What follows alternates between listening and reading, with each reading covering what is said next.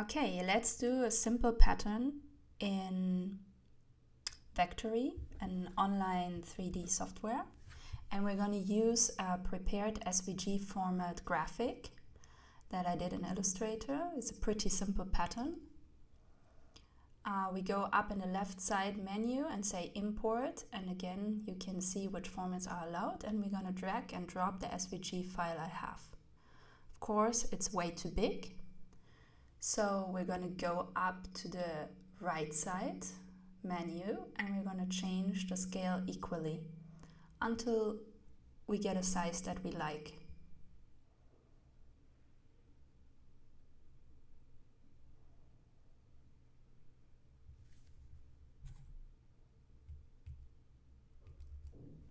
So now you're gonna zoom in and go to the geometry panel, and you can extrude the pattern and then convert it to geometry. So now you have an extruded shape of your originally flat shape, and you're able to change the color, the reflectivity, the roughness, everything that a material in 3D comes with. Now you can change the view a little bit to see how the lighting hits our little pattern part. And we can play, of course, with the shape a little bit. So here I'm trying out bend. It's not really to my liking, so twist, yeah, nope. Definitely bevel, because it could use a little bit refinement around the edges. So yeah, that looks, I mean, it's not super impressive, but it looks good. So again, to deform, and this time, wait, I'm gonna try out the taper. The taper seems like a pretty good idea. And in the right hand settings panel, you can see we have some values that we can adjust according to the taper function. And I'm playing around with the strength to see if I can get some different shapes. I'm playing with the curvature. Just play around a little bit to see what might make your pattern better. Some things work, some things don't, or not, at least not obviously. So then you can say convert to geometry, and if you click 3 times on the object, you can enter the details of the geometry, which we are not doing. That's not the idea. So now I'm gonna view everything in top view. I'm gonna go to the library, and here you have environment lighting already predefined. You have materials, you have some other 3D assets. Well, we're gonna go to materials. We're gonna select a random material first to see, just how it looks. And then something that's similar to the pattern we want. So the dragon fruit pattern kind of seems similar, but it's not the same. So we're going to go to the material setting panel on the right side and check advanced, and then we get a lot of more options, and under the texture we upload our own texture. And here you go, it's like a copy from an iStock photo. And here we are. So we have applied our own little texture. Looks kind of funny. It's not the perfect setting, but it looks cool, and we're just gonna continue like this because we want to keep it very simple. So I right clicked on the object and I said duplicate. So now with the help of the arrow keys, you can just move the duplicate in the right position so we can start creating an actual pattern. What happens if you have more than one object on the board? You have to double click to be able to not select the whole group, but instead the single piece mesh. So just be aware of that. So here I've got it almost in position, and I'm adjusting it a little bit more. Yeah, I mean, let's keep it simple. Duplicating it again, moving it along the axis, just straight to the left side. See, this happens when you click 3 times, so just be aware of it, and if you want to exit it, just hit escape. That helps. Again, happens very easily. So now we've got, looks like a face a little bit, like a bra with a face. Okay, everything in position.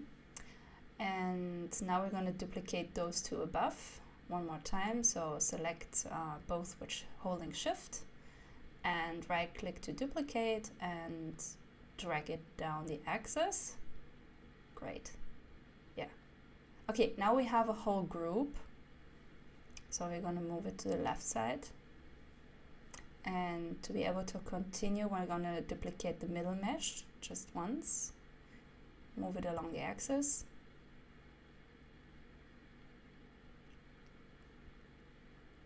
Here we go. Yeah. So now we can select the whole group. Like I said, if you just click it once, you have the whole group. I'm gonna duplicate the whole group and move it along the axis until it more or less fits within the pattern. Because the idea is to keep this very simple, okay? So now we're gonna select both meshes, both groups, both collections. I'm gonna drag it along the axis once more.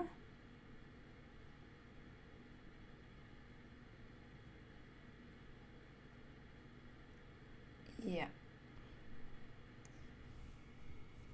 Now we're going to select the whole of both groups and duplicate them, move them along the axis, and we're really getting close to creating a full-fledged pattern.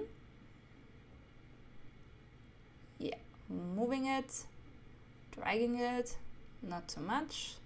Let's avoid getting those really nasty gaps here. Yes. Okay, yeah. Okay, almost great. Now we're missing some little pieces because now it looks quite ragged. So we're gonna move everything a little bit more up to get it on the board. And now we're gonna duplicate some single groups to fill up the board equally and delete the parts we don't need, like those little parts. And then gonna duplicate a single mesh once more to fill up the gap on the upper left. And here we have to delete this one little scale on the right. Yeah. Okay, so we've practically got our pattern laid out, and now you want to maybe preview this in a more rendered view. So you have to download the Photon app, which is also for free, and you have to start it in the background. So I'm opening it right now, and later.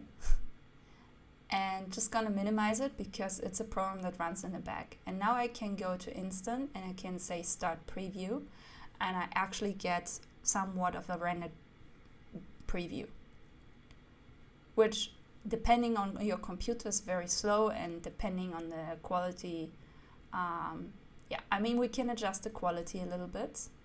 Let me check in the preview settings. So I'm gonna go up there again, and I'm selecting medium quality because my Mac is 8 years old, so it might not be able to handle high quality. And yeah, it looks quite flat. So I wanted to have it like a metallic look. So first of all, I'm gonna change the view a little bit. And let me see. Yeah, it's okay. And then I'm gonna go back to Library in the upper left corner, gonna go to Environments and look at the lighting, because the lighting has a huge influence on how these things look. So I think that's pretty cute. Maybe too cute. I see this one. Yeah, not sure. I think the actual problem is the material itself. So we're gonna go to the material settings and hit advanced, of course, select everything. And then let's see, ambient occlusion you can also upload your own ambient occlusion maps, and they have some also prepared. I don't know if they, if they make a huge difference. They probably don't, yeah. So let's try out some other things. Let's see. Definitely the metalness. I want it to look more metal scale. So let's turn this up really high. 92%. Reflectivity, turn up the volume, and definitely dial down on the roughness. The roughness takes all the reflectivity out of it. And then let's see another environment setting. Oh, that looks pretty cool and gives really interesting mix of color. So I think we're gonna stick with this. Let's see the preview. Deselect to really get a good look. Yeah, I think this is quite screenshot ready. So let's take a screenshot. Looks good. It's okay. The idea is to keep this simple and to explore the software a little bit, and I think we accomplished this. So yeah, no, it's cool. I'm taking a screenshot. And click, and done.